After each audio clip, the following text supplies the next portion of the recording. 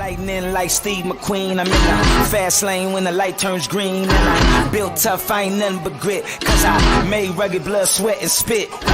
Yeah, like a horse I fly. Better push yourself in for a bumpy ride. I like to play hard, but I work harder. And I weather the storm cause I'm built stronger. What is up, ladies and gentlemen? We are back. We are live. It is the Freight Coach Podcast, the top podcast in transportation, coming to you guys every single weekday, 8:30 a.m. Pacific, 10:30 Central, to break down some industry headlines, but most importantly, provide some actual insight into what you can do with all of this information. If this is your first time tuning in, welcome. This is the real side of freight, ladies and gentlemen. And I say that before every single show. And what I mean by that is I only speak with transportation professionals, because at the end of the day, you guys, I want to talk to the right individuals who have done what you're looking to do or who are currently doing what you're trying to achieve. So you can take that information, apply it, utilize it, and see a meaningful difference in your business and your life. All right, ladies and gentlemen, I got a very special guest for you guys here today. The freight data, market data, industry insight, all of that stuff, it's all over the place right now. But, what does this data even mean? Where does it come from? How do you digest all of this stuff to kind of make any of those decisions? And I got a very special guest for you guys here today with CAS Information Systems. I got Mr. Jeff Carlson on the show to break it all down. So, Jeff, thank you so much for taking the time to meet with me today. Thanks for having me on it. Looking forward to the conversation here. No, absolutely. And so, Jeff, first, and I always start off almost every show like this, and especially if it's a newer guest to the show. How'd you get your start in freight, man? Like, what brought you into the industry? So I'm going to date myself here just a little bit, right? I graduated from college in 1983 and was hired by Koch Industries at that point. And they sort of moved us around. And I landed in a spot called the traffic department, as it was called at that time. And this was just as the Saggers deregulation was starting to kick in. And I started to find some interesting options here too. And especially too, I started to look at it and say, as they start to deregulate, it's going to go from kind of more of a heavily regulated marketplace to where business can actually take place here. And so I spent a few years there, went to Canadian Pacific Railroad for 10 years, was in a couple different groups there. Actually ran a small 3PL for Dart Logistics for a little bit before kind of getting into the freight payment side, where I joined US Bank back in the late 90s to build what at that time was called PowerTrack. And so I kind of joke about it sometimes too. It was almost by accident. I didn't graduate college thinking like in today's world where there's logistics and supply chain degrees. There wasn't back then. And so it was just sort of a funny journey in a lot of ways, but I've really enjoyed the time though. No, it's it's funny. I think what was hilarious to me is you live in Arizona now, and like when we met, we were like, oh, and then we also have the Minnesota connection and everything else because you raised your family in Minneapolis. And yes, I swear Minnesota is like a mini transportation hub out there, and everybody comes out of that. But so, after doing this, and then you got your start at CAS here, man. So I think, a lot of people, at least from my perspective, I've been in the industry for a long time. I've seen your guys' freight indexes come about. So like, who is CAS Information Systems though? Like, how did you guys kind of get your start with all of that? Yeah, absolutely. I'll kind of take you back to the very, very beginning of CAS for a second here too. I mean, we started as a bank back in 1906 on Cass Avenue here in St. Louis. And we kind of just started growing from there. Back in 1956, we actually had a couple of our clients at that time that asked us to take some things off of their plate, mainly the freight bills. And so that's actually when we started our freight payment business, is 1956. And then, it's just been evolving from there. I mean, from that side here, CAS has really been growing to support a lot of our large global clients and shippers and carriers across the board and everything here too. So we really kind of look at ourselves as kind of a freight payment business, which is one thing, business process outsource. But what other value can we bring to our clients here too, right? Because we are handling a lot of dollars and a lot of data. And it's really, how can we kind of take that and sort of turn it into something that's valuable to the marketplace? So how much is it coming from, like, where the index is kind of brought up from your guys's, shipper customers out there, like saying like, hey, what is going on out there? How are our pricing? Like, are we aligned with how the rest of the market is? Because I think that's one thing, it's always going to be on everybody's mind, right? When it comes down to it is, hey, am I paying the exact same as my competitor to move the exact same freight that we're producing? Yeah, absolutely. It was before my time when it started up here, so about 20 years or so ago. And it was really kind of, to your point, it was really kind of what we started to see, right? We're handling a lot of dollars and everything too. And a lot of our, customers were starting to ask those questions. And we started to realize that, if we could actually pull those numbers together, both on the overall spend as well as on the truck haul spend, we've got some information that's valuable to the marketplace. And what's interesting is we see both shippers and carriers actually looking at the cash rate index to understand what's going on. From that standpoint. And a lot of times it's fairly static, but, as of, 21 and 22 and into 23 and today, it's been very volatile, as you know. And so, we've seen more and more people really kind of looking at it from that standpoint, trying to understand what's not just happened, but what's happening or potentially going to happen down the road here too. Yeah, no, I'm going to drop this link in the chat for people to check this out because um this is I read it, and I know you guys are featured in a couple of news publications that are out there. But if you guys go to this link out there, it shows some of these indexes, right? And what I think is it's wild to see the the longevity of it, right? Like it goes all the way back to 2010, and then through today on the website here. And what I for me, because I always say it like this, Jeff. It will always tell a story. Data will always tell a story. And that's one of the things that I love the most about the overarching indexes. And I say this a lot, right? Like when it comes down to like forecasting where things are, like I understand the value of a national average that's out there because naturally there has to be one, but you can't make your individual lane decisions based on what the national average is. And, from a forecasting perspective, I think a lot of people, and it doesn't matter whether you're a big business or a small business, you need to look at this because, like, a lot of these things that are out there. I mean, if you look at some of the cash freight rates, if you go down to the bottom of this, and you know what, I'm going to try and share my screen here, and so people can see what we're working with. But hold on one second here. There we go. All right. So if we're looking at this in particular, right, like you want to talk about, people are always talking about freight rates right now, for example. Well, they're still kind of above where it historically was from 2020 to 2010. And, so, but again, it's like if you see this and then you can see the spike, right? Like you can see what was going on in 21 and 22, and then even, where it dropped off in 23 here. So it's like when you're going out and you're looking at, future forecasts, and if you're looking at like how can rates stay the same or what are the trajectory if they're going, like, or, another thing, have we actually reached the bottom that's going on out there? And this would tell me that no, we kind of haven't yet, right? Like there is, like I'm not hoping that this happens. I want to be abundantly clear. But if you look at the last 15 years of market data based here on the rates that are going on, like it could still drop down. And then, because I also saw another post out there about, and I think I saw this on your guys's the expenditures as well, right? So I wanted to ask you this: are the expenditures coming from carriers, or is this coming from your guys' shippers that you guys are working with on what their freight spend is? Yeah, it's coming from the shipper side. And Okay. so we're really kind of looking at it, as we audit those bills and we bring it into the system, our Passport system, we start to understand what that data is. And so this is pure expense on the shipper side here to the carriers. Yeah. Okay.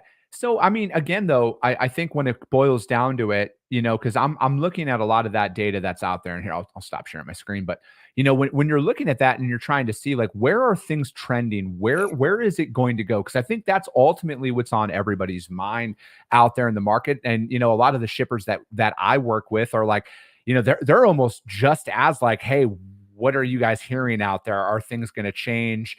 Like they're almost expecting a shift to happen, but they're also obviously from their standpoint, they're not going to push for it, right? Like I don't know. I don't know anybody who's going to be like, yeah, I'm actually really looking to increase my expenses in the next fiscal year. No, exactly. It's interesting because again, as we've talked about here a couple times already, for the most part, things have stayed static, a slight, increase typically, trend line upward with inflation and everything here too. And then COVID came along, right? And if I recall right, the numbers for 2021, we saw like a 38% increase in expenditures. In 2022, a 23% increase in expenditures. And then 23 had actually a decrease of 19%. And so you kind of look at that, and I kind of look at that and say, okay, a couple of things happening. One, you've got just the freight rates trying to re-level to, prior to COVID. So that's kind of that downward trend and everything. right now we're kind of looking at the rates and saying that, still probably see a decrease. In let's say 23 was 14%. And 24, we're looking at probably like an 8% inferred decrease here too. So slowing down. And we're, it's kind of starting to come down to also, you do have fuel that's starting to level out and decrease here too. So that's a benefit too. But we're still seeing, kind of the spot rates, a lot of times being under what the operating costs are for the carriers. And so, that's a concern here too. So you see a lot of carriers. We still believe there's going to be a bleed off of excess trucking capacity from that side here, just given kind of some of the other data that we're looking at here too. Yeah, I think that a lot of what I'm seeing out there right now is, the cost to run a truck is going up, right? So it's like, I got a lot of drivers who listen to this show, and it's like I see their posts, I hear from them out there, and and especially if you're looking at it from a fraud and an identity theft standpoint as well, which is only increased over this time frame, right? Like it hasn't slowed down at all. And then you add in nuclear verdicts and everything else on top of it, the cost to insure very well could increase as well. So it's like when you're out there talking to some of your clients, Jeff, are they more like, we understand that like there could be a mass exodus of capacity at some point, and then that will be kind of a catalyst to skyrocket rates? Because again, I think ultimately it just boils down to simple economics, right? Supply versus demand is really, if you want, in its most simplistic form, yes, it's complex, but I think in its most simplistic form, it is truly supply and demand out there. Yeah, it is. And, you start to look at it, and it's, like I said, I think between the Cass Freight Index and some other data points that we've got access to here too, we do continue to see kind of that supply of, especially dry van and reefer too, I should say, also kind of, coming down here, kind of a bit more and everything too. So it's, we expect to see not a huge bleed off, but we do see, a bit of a bleed off of capacity here at this point until it levels out a little bit here. Yeah, I think that, and it's kind of natural, right? Like, I mean, at least from my perspective, I think, when what we're really still dealing with what the, COVID market brought into the market, right? Because it was, I mean, a lot of people got in because money was high, but unfortunately, a lot of people got in at elevated interest rates, elevated truck purchase prices, trailer purchase, and all of that stuff. Then the cost to operate is exponentially higher when you look, overall with the inflationary numbers that are out there, right? Like, what does it cost to buy tires and everything else, and to maintain that truck? So it's like, I don't ever want to call something a perfect storm, but I think a lot of people are kind of getting a taste overall for what you signed up for when you went into business ultimately, because it's like it's always, when you're thinking about it and the market's high, you're like, oh, I'm going to come in and I'm going to make all of this money. And, that happened, but it was very short lived. And I think that this is kind of one of those, this is reality. And I think based on, your guys' data that you guys have over the last 15 years here, you guys, and that's why I want people to check this out. Like, it's telling a story of, like, what if what we're going through right now is the norm, right? Because, I mean, based on the data that you guys have, this was the norm for about 10 straight years up until that spike, which, again, you have to remove that if you're going out there and forecasting. Yeah, and that's the key, right? It's how do you normalize the data at that point to your statement there, because you do have to kind of take a look at it and say, okay, average transaction sizes are decreasing. Not necessarily because of the length of line haul or anything else here too. It's just strictly where the market is, from that side of here. And we are seeing at least spot rates, kind of starting to work their way back up again, not from the insane levels they were just a little while ago. And so, I mean, that's kind of also telling us that there's a balancing of the marketplace going on right now at this point too. What's a key data point that you guys look for, or maybe you guys deliver to your guys as clients? Like, hey, it looks like things are starting to shift. Is it an internal data point from their part about, like, say, tender rejections, where people are just rejecting the contracted rate at that point?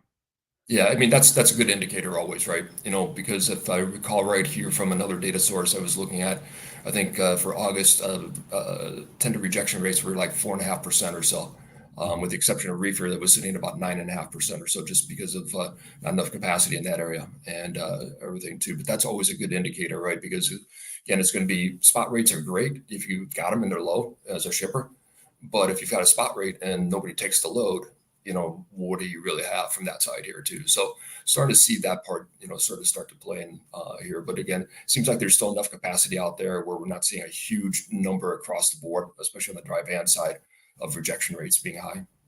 So what's something, I mean, because you said like 4%, what's an alarming increase, do you think? Or an increase in that to where the everyday person who's out there listening to this show can see this and be like, hey, it looks like this is happening. And then is there a certain amount of time? Because I think sometimes people get a little bit too granular and they're like, oh, hey, this week this happened.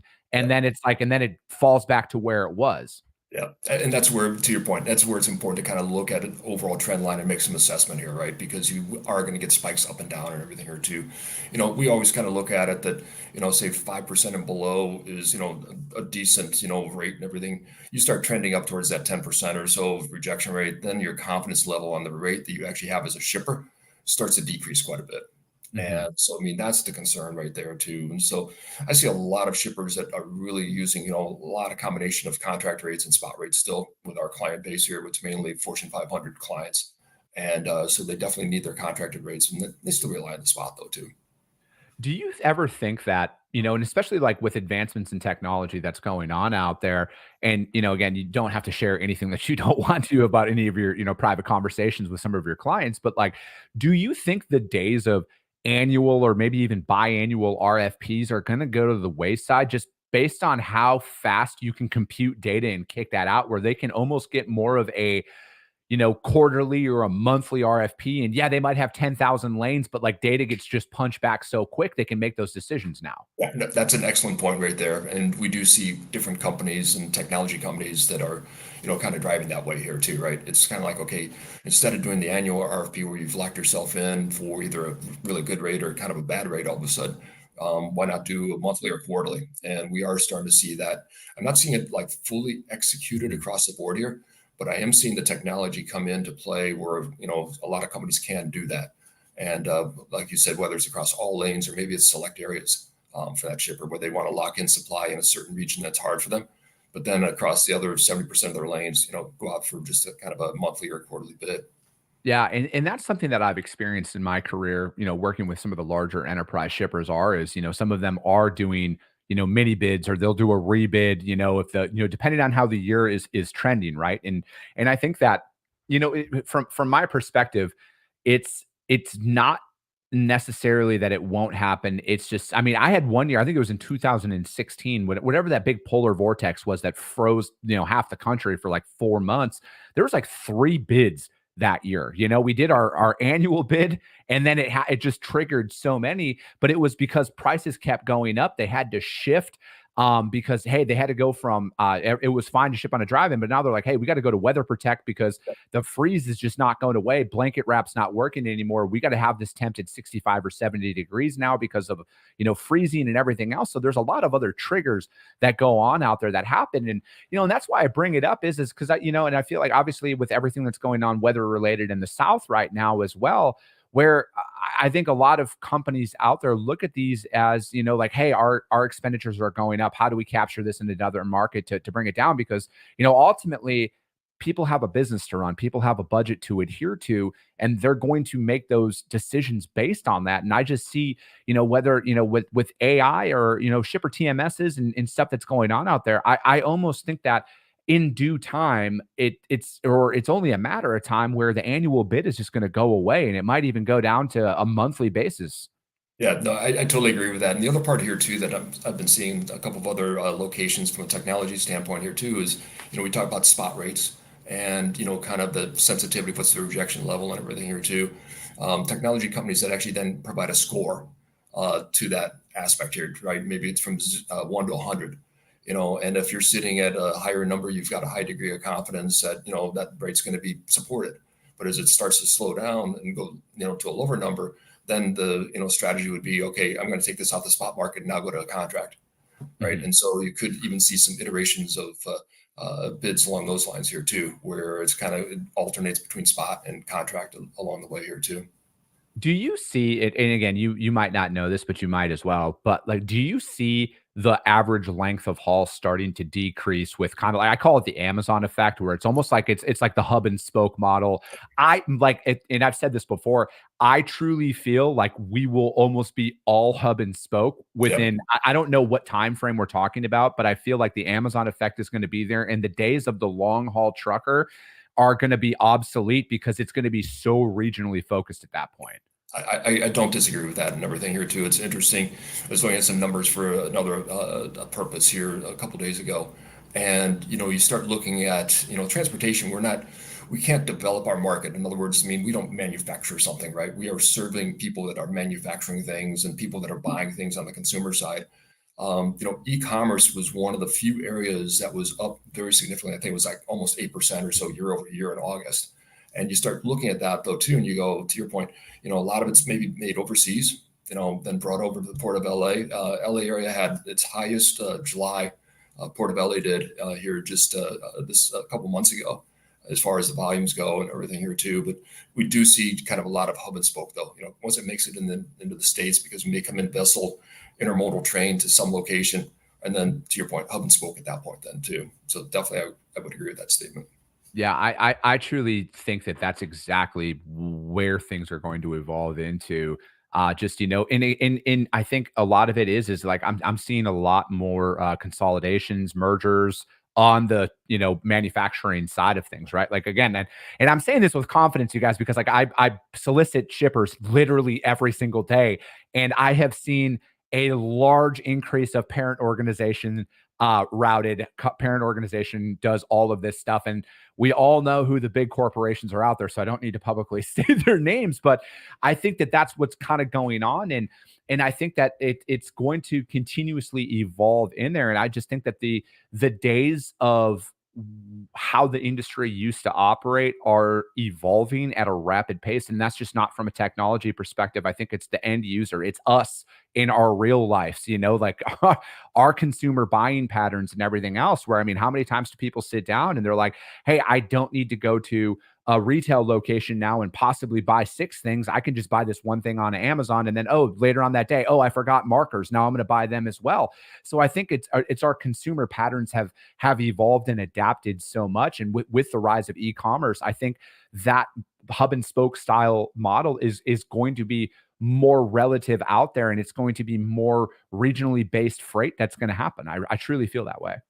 Yeah, no, I can't disagree. Like I've said, kind of we do see e-commerce kind of growing significantly, and there is no, it's the brick and mortar stores are not coming back right at that same high level and everything here too. And again, because there's so much that can just take place in a short haul for the trucking side.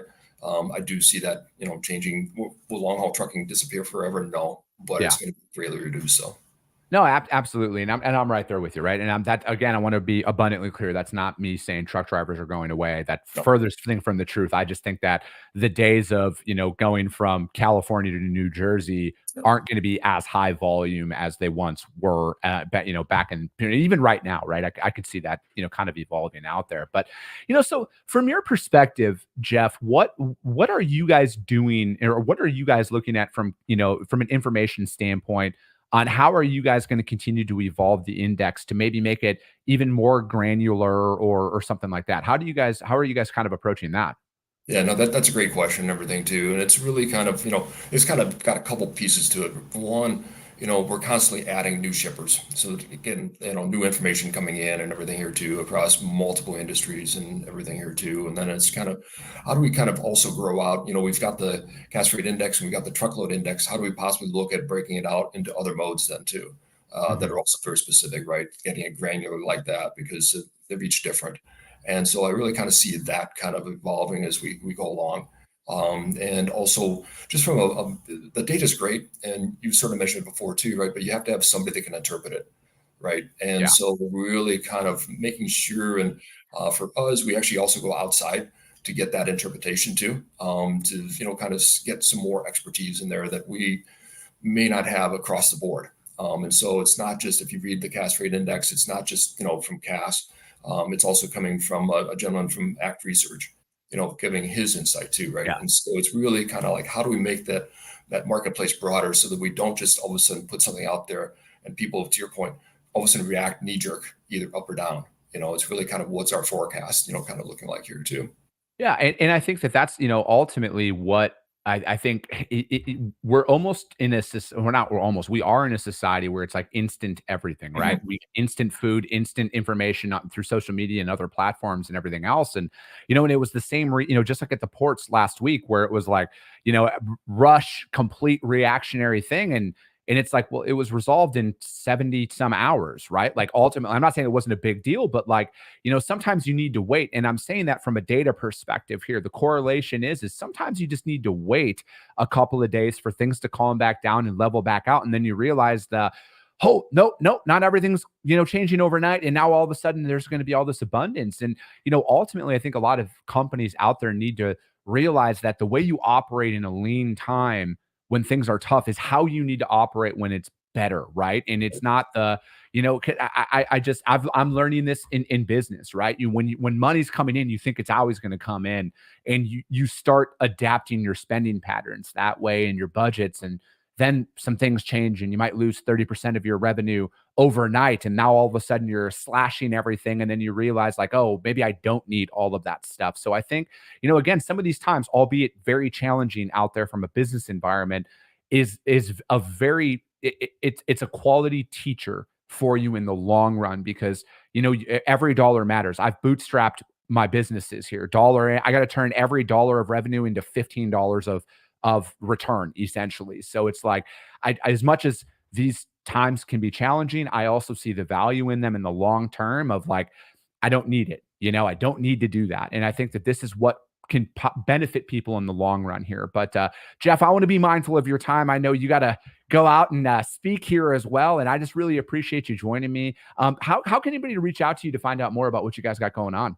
Yeah, check out our website, casinformationsystems.com or casinfo.com, and definitely can reach out to us that way. And always happy to talk, and feel free to always just reach out just to have a conversation. I always find it's beneficial to just have a conversation sometimes and just learn from each other. So Yeah, no, absolutely, Jeff. I really appreciate it. As always, you guys, or if you guys can't find Jeff or Cass, just hit me up. I will gladly put you guys in contact with them over there. But that is going to be it for today, you guys. We will be back tomorrow, 8:30 a.m. Pacific, 10:30 Central. I appreciate you guys. I love you guys, and we'll be talking to you soon.